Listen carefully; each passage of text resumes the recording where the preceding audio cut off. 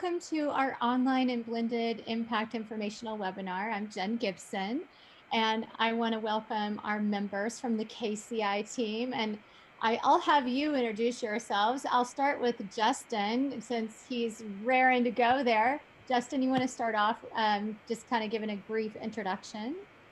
Sure. Justin Sewell. I am the Director of Programs and Partnerships here at the KCI. Before being at KCI, I was a high school biology and chemistry teacher. So excited to be here with all of you. Okay, and Kas. Kas Pereira. I'm the teacher in residence at the KCI. So I'm also part of this online and blended instruction program.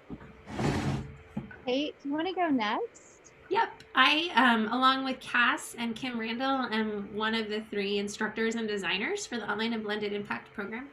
And I've been adjunct faculty at KCI for since 2016, and I've been in education for 18 years. And we have a couple of other special guests with us today, but I'm going to save them as we go along and have them give some just great testimonials to our program. But let's go ahead and get started. And we have our next slide. I think it's a video because I hope I'm right here. Yeah, you're right. You're right. Oh, okay.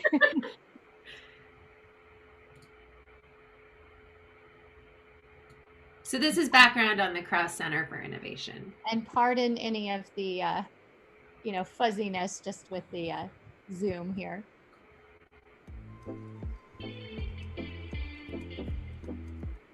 Good afternoon, State of California K-12 educators, and welcome to our webinar. I'm Gay Krause, founder and executive director of the Krause Center for Innovation, located physically on the campus of Foothill College, Los Altos, California. Just to briefly introduce myself, I am a longtime educator, having started out as an elementary school teacher, then moving to middle school as counselor, assistant principal, and principal for 10 years in an underserved community. 20 years ago, the president of Foothill College challenged me to do a startup like my husband had done. He started 3Com, which is a highly successful computer networking company. Our goal was to start a program for K-12 educators to provide professional development opportunities to understand at that time how to use computers in the classroom. That was in the year 2000. Since then, we have served over 22,000 educators in professional development classes and in many different areas. We look forward to celebrating with all of you again in late summer, early fall for our 20th year anniversary event. We have seen amazing innovations in curriculum, social emotional learning strategies, and online learning pedagogy. We look forward to the innovations and emerging trends that will continue in 2021 and have created unique programming for our spring and summer offerings. The Krause Center for Innovation is prepared to support educators, schools, and districts to navigate these very changing seas. Our online and blended instruction state certification program is one that is specifically designed to support instruction in today's blended face-to-face and online learning environments. You will learn today from our amazing faculty and teacher leaders the value of participating in an innovative program. Thank you for joining us. As we make progress in 2021, we will continue to bring you awesome professional learning opportunities. We look forward to serving you and having you be part of the KCI community, as well as celebrating with us in the late summer or early fall. Thank you.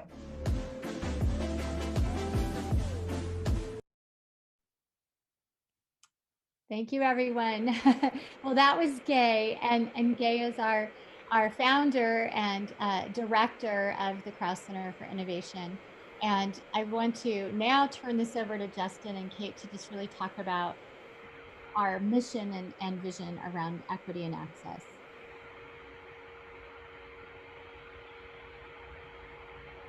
Sure. So, so as you can see on the screen, we are really focused on equity and access, particularly in these times.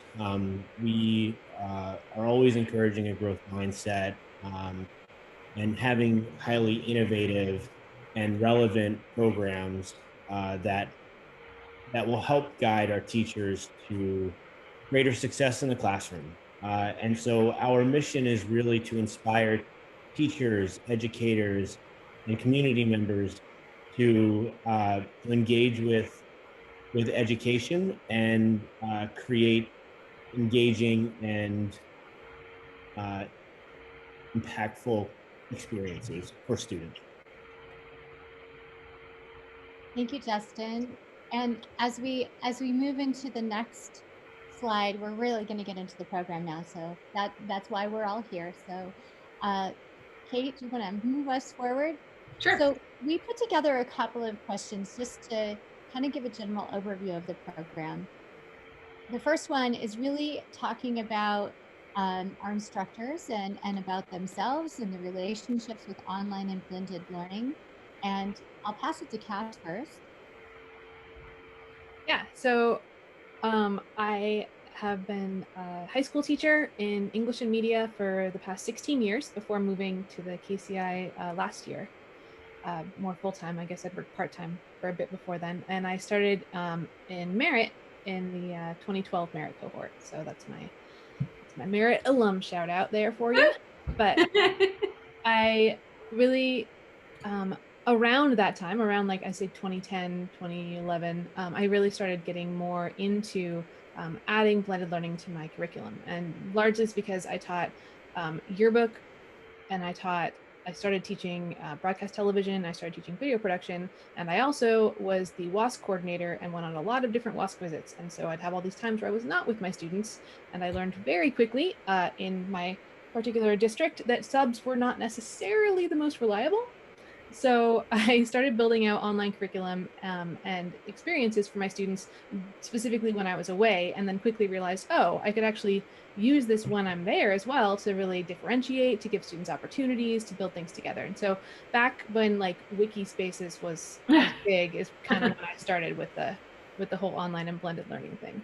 And since then I've moved up to the KCI, and since then I've started teaching fully online, which is a whole other experience. Man, I really thought it was going to be the same, and it is not. But it's been really, really fascinating. So. And I, like you, Kas, I started really seeing the benefits of blended learning right around when Wikispaces was getting super fun and exciting. So, anyways, yes, like Kas, I love the way that the blended learning enhanced the relationships and the connections that I made with my students in the classroom. And so I stepped into teacher leadership and started facilitating connections between different teachers that are using them and really providing that hands-on support with teachers that were just starting to wrap their heads around the idea of blended learning. And when I stepped into my role at the Santa Clara County Office of Ed in 2015, that's when I started to really persevere online learning for professional or online professional learning, and I haven't stopped. So it's such a pleasure to be a part of the program and to help, propagate that mission. Yeah. So, like I was saying, we knew that education was moving towards online and blended learning, right? But we did not expect it to move as quickly as it did for everyone once the pandemic started. At that point, though, we realized, hey, this is going to be a very serious, very important need that's kind of immediate. And so we brought that to the front burner, away from the back burner, and really rapidly sort of developed out this program. Typical timeline for how programs get developed in a college is that it's about a year to a year and a half before they start running. So we submitted all of our stuff we started this in March, we submitted our stuff in early June. We were expecting, okay, summer 2021, we can start, rolling this out, and more about how do we prevent this from happening again versus how do we deal with it right now. And then July 2020, they were like, congratulations, it's gone all the way like through the approval process, through the state approval process in a record 2 weeks, which is the shortest timeline that we've ever seen for anything being approved by the state. So we decided, hey, why wait? And we jumped into gear, and it has been a whirlwind building this program out since October, but it's been really great. I don't know if Kim was able to get in, or I know Kate had said she was in the waiting room. Do you see her, Cass, anywhere? I don't see her. Okay. Is there anyone else that wanted to add to the inspiration, Gay or Justin? Gay is with us now. We did play your recording, Gay. It was awesome. We'll have to show it to you later. Kate did such a great job putting it together. Anybody else want to add anything on this one? So I think the inspiration is really having KCI have a presence with the online and blended instruction, and KCI is able to pivot and meet the challenges that are currently being experienced in the classroom head on. And we were able to take that and run with it, and created this great online and blended instruction certificate program. And so that, I think, was one of the other inspirations to creating this program. That's a really good point, Justin. Okay, what's our next question here? So this is a good one too. So if you're considering, signing up and or even just, exploring this option, who is this designed for? Who should consider enrolling in this type of certificate program? I will take this. So both immediate and long-term need, I think, is the important statement. As we continue to deal with remote learning and remote instruction, and as we move from that towards a more hybrid environment or towards a more blended environment, I think it's really important that we take the learning experiences from this last almost a year now, right? And take the good parts and bring those in and forward with us into classrooms. And so pretty much any educator, I think it makes sense, because there's stuff that you can use immediately, right? You can use the next day throughout this program. At the same time, we have to understand that even though things are going to go back, they're not ever really going to go back to normal, right? There's going to be families for whom it makes the most sense for them to work remotely. We've changed things, right? Industry is changing, and education is going to change as well. And so for instructors and teachers who want to be at the forefront of that movement, right, who really want to be the leaders in shaping what happens, I think that's sort of an ideal group. And our first cohort has 100% been that. So. And Cass, one thing I know that you and Kate have both shared is just how much of the job embedded work that so many of the participants have been able to just, show and use right away. And that's just so critical right now. You don't need an extra thing, one more thing. It's the type of learning that you can put into play today, tomorrow. Okay, what do we have next? Or anybody else want to add? Yeah, this is Kate Krause. I would like to add that I think that even though the program was designed primarily for teachers and instructors in the classroom, having had the experience of being an administrator, I think it would be also a really valuable program for administrators to better understand what their teachers are going through and what teachers in different districts are going through and how difficult that is. So both teacher leaders and who are TOSAs or all of those kinds of people, as well as administrators, assistant principals, counselors. I think anybody in the educational arena that is such a great profit. Point. Is my noise still crazy? No. It's there, but not as bad. Okay.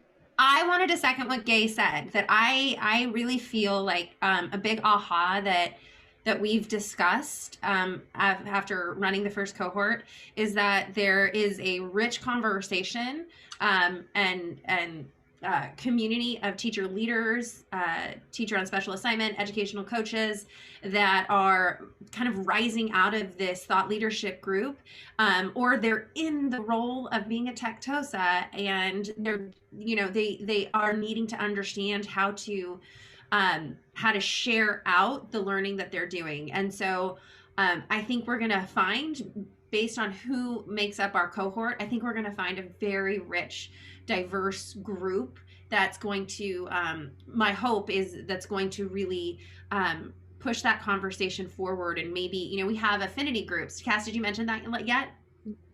Yep. So one of the things that we've done is created these affinity groups for our cohort so that they can, you know, connect with each other, people that are basically at the same grade levels or you know, something that's in common of them. And so our goal is to, again, create an affinity group for teacher leaders as we move forward, because that job and that mindset is so different. And yet this program is so valuable for all leaders, like Gay mentioned. Okay, let's go on to our next question. So this is such a key area as well, is how does this program specifically address the issues of access, equity, and diversity? We all know how important this is, so I'd love to hear more of your thoughts and what you're putting into the program for this. You know, I think we've really we've lived 6 months of pandemic learning with our eyes wide open. And when we first stepped into this space, I think we had one idea of what access and equity and diversity should and could mean for online and blended instruction. But what's happening more and more is students aren't getting what they need, thus the equity gap increasing, because there's not enough educators that are getting the type of training needed to leverage this educational space. So when we talk about access and equity and diversity, not only are we thinking about social and economic diversity and geolocation diversity, but we're also really talking about how to close the teacher education gap so that students in classroom A get the same type of online and blended instruction that students in classroom B get. And so that's why we're really trying to target teacher leaders that are going to be able to amplify their learning on their campuses and really solve larger equity questions. But in addition to that, we also have, I think on the next slide, Cass, we have a really important integral aspect of our synchronous meetings tied to our Voices of Impact series. And so these are specific voices from educators all across the nation that are in practice right now, or a part of higher education, or a part of professional learning. Almetria comes to us from KQED, so we're bringing in other nonprofit voices, really trying to diversify the way that our cohort members think about online and blended resources and the implementation of that learning, because it's not as simple as substituting a worksheet for a digital worksheet, that it's really about shifting instructional design. And so we have these amazing expert voices come to our synchronous meetings, and I think really push the conversation forward. I don't know, Cass, if you wanted to add anything. Honestly, no. And that was, I think, great. Sorry. And we're looking to grow the panel of Voices of Impact, and also think about ways that we can take those synchronous experiences and infuse the asynchronous aspects with just as much energy and impact.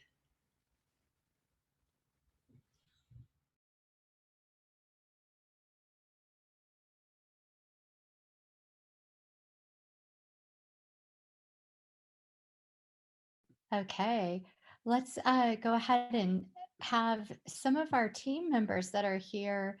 I think we've got a couple of people from the program. Kate and Cass, would you mind doing an introduction, and then we can talk about some of the ways in which the program has had sort of a unique, I would say, I don't know, value to them.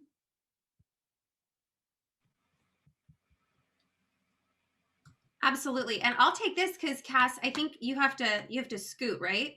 Yes. Yeah, sorry. and I'm sorry, I did Webinar. skip ahead too, Kate. Sorry, I was That's just gonna fine. text No, you. this is great. We, Cass, is there anything you wanted to add on this particular question before we wrap it and you jam on it? I think just that it's easy to look at everything and say, okay, well, I'll just do this for right now, or like, but to really acknowledge the just the sheer amount of resources that people have had to build, and to make sure that those stay useful and stay relevant, and it's not a bunch of wasted work. I think everyone felt like a first year teacher for this year, right? And but taking those things that you've built, because you're not actually a first year teacher, and what you're building is actually good, right? And being able to use those to make future instruction better, I think is really critical. And I want to pass the microphone over to, let's see, Cecilia, who's here. And Cecilia has a unique story that spans the globe, but has been an energetic kind of all over. Everywhere I look, I see Cecilia. She's just been an amazing cohort member. So I don't know if you wanted to share kind of a special experience that you've had, or ways in which you feel like this has infused your instruction. Well, so my background is really completely different than almost everyone else's. I was not a credentialed teacher, but in June of 2019, I retired from the mortgage business and joined the Peace Corps, where they sent me to Ethiopia to teach English to 11th graders in the far rural area, southern areas of the country. And my school environment was no electricity and no connectivity.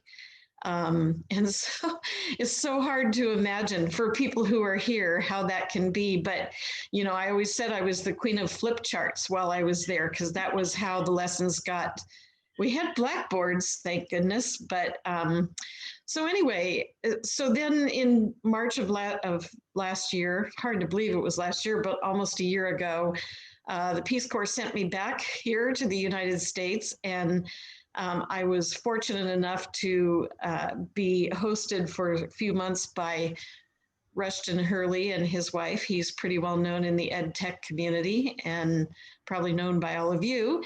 And so he got me into the merit program this past summer. And then I learned about this program, of course, because of being in that. And so then I decided to join it, because even though I won't go back to Ethiopia, I will go back to Ethiopia. I'm not going back with the Peace Corps. But in the meantime, I've learned so many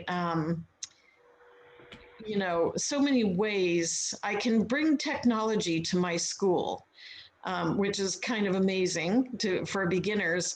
So a lot of what I've learned here in the program, I'm going to be able to use in that school and dramatically improve the quality of education there. And not only in the English classes, but throughout. I'm going to become the professional developer for all the teachers in my school, because they'll have to learn how to use that technology as well if they want to improve the quality of education. That's my story, as brief as I could make it. Anyway. It's fantastic. And I think too, when we look at the question, what are you most excited about for the participants? I think really thinking about ways that we can enhance the asynchronous work, so that we keep really vigorous conversations and discussions going. I know the affinity groups seem to really be a source of inspiration. Would you agree with that, Cecilia? Is there something else that pops out? Yeah, it was great to have. I mean, I think in a lot of ways having a smaller affinity group was better than interacting with the entire cohort, which, what, 45 or 50 of us, I believe? Yeah, it was a big group.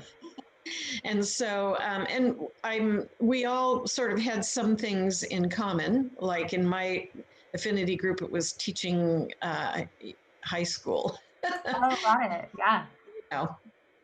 And so that helps to continue to push the job embeddedness, right? Yeah. Oh, yeah. And so, yeah, they've been really helpful at times when I, needed some help from people who are in the field doing the job. So, right. Anyway, so yeah. That's fantastic. Sorry, my mouse is going all wonky right now. Well, I know that we need to wrap in just a few moments, but I wanted to just also share the fact that When we talk about the value of the state's certificate in online and blended instruction, as well as the micro-credential, this has come up a lot. People have been asking the question, why does it even matter? It's not like an actual, credential for teaching. And while that may be true, I will share that one of the things that I think is most compelling about this program when it comes to telling your professional story is the ability to culminate with this certificate. Because as a classroom teacher, I knew that I wanted to carve out a pathway of EdTech leadership. And this was in 2011. So that's why I pursued an EdTech certificate through Boise State. And similar, there are people that are really rising to the top and becoming so passionate and so skilled in online and blended instruction. And there's so much need for that expertise. So our goal is to really kind of help carve out that pathway of expertise and create a vibrant community of certificate holders that can support each other, that can give back to the community, and maybe even perhaps open up opportunities to become KCI presenters or facilitators at some point. So, it's really just about telling your story as a professional and starting to formalize the work that we're doing informally in the classroom, but now having this micro-credential and this certificate to kind of back up and substantiate the work that we're already doing is, beyond words valuable. So, so we're so excited. Yeah, Cecilia, do you want to add? Well, yes. And I realize this isn't always the direction that the teachers in the program are going, but I will be home basing somewhere in Europe whenever I can leave here and actually have a place to land over there. But also we'll spend probably at least 6 months of the year in Ethiopia in my school. But also I believe this certificate program carries enough credibility that if I wanted to develop a little consulting business overseas, yeah, absolutely, I would be able to do that. And so that's, because people have said, why are you doing this? You don't need to do this, but it's useful on so many levels for me that's why I'm here. Absolutely. Well, we are thrilled. Our cohort is complete because of all of you. And we just wanted to share that we have a special price reduction in celebration of our webinar, and just some other logistics here. And if you're feeling like this is an exciting program and this could definitely be something that I want to pursue, but might not be the perfect time right now, we are launching another cohort in October. So just keep that in mind. But of course, we want to get as much support to you as possible and get as many of you into our second cohort that we possibly can. And on that note, just to celebrate some of the other programs that are rolling out for the KCI in spring and summer, we have Emerging Leaders in Learning Innovation, which is a brand new program designed for anyone who's gone through the Merit program through KCI. And then we do have the Merit program that's going to be coming together this summer, and a wonderful STEAM Leadership Certificate program run by Ed Campos and Christina Bustamante. So we're so excited. We're going to continue to have these webinars to give more information out. Just want to make sure everybody is in the know. And we cannot wait to work with you and welcome you to the KCI family of learners. So we're so grateful for the time today. Please reach out if you have any questions, and hopefully we'll see you very soon online.